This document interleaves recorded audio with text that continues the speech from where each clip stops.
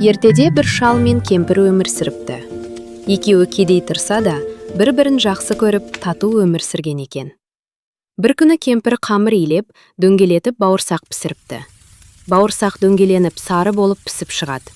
Бірақ бауырсақ терезеден секіріп кетіп, орманға қарай домалап қашып кетеді. Жол бойымен домалап келе жатса бауырсақ, қарсы алдынан тап келді ұзын құлақ қоянақ. Сонда қоян бауырсаққа: «Бауырсақ, бауырсақ, мен сені жеймін» депті. Бауырсақ оған былай дейді: «Жей көрме мені, қоян әнім.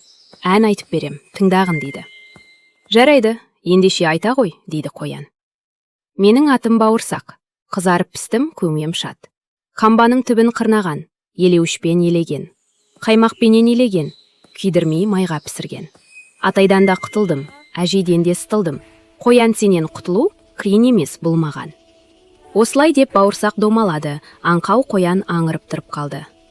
Бауырсақ зыр домалап жөнеледі.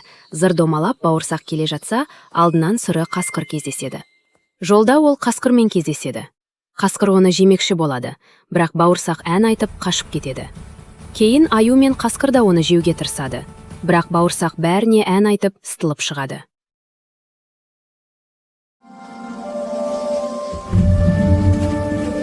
Бауырсақ домалаумен келе жатты. Осылай талай белден асты. Домалап жол үстінде келе жатса, қу түлкі жылмаң етіп келе қапты. Бауырсақ: «Домалап қайда барасың?» депті сонда түлкі.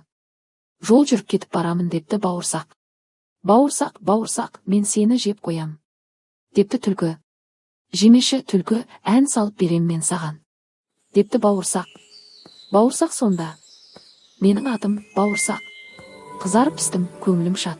Ақсақ, бауырсақ, нашар еді бұл құлақ, тұмсығыма шығып ап, айтып берші қайталап, дауыстап бір қаттырақ» депті сонда қу түлкі. Мақтағанға мәз болды, тұмсығында түлкінің, бауырсақ солай ән салды. Сонда түлкі: «Тамаша екен үнің де, тағы бір рет айтшы тыңдайын, отырып алып тілімде» депті. Бауырсақ түлкінің ойын түсінбеді, ойланбастан тіліне секіреді. «Ап» дегенде бауырсақ қу түлкінің азуында әп-сәтте күтірледі.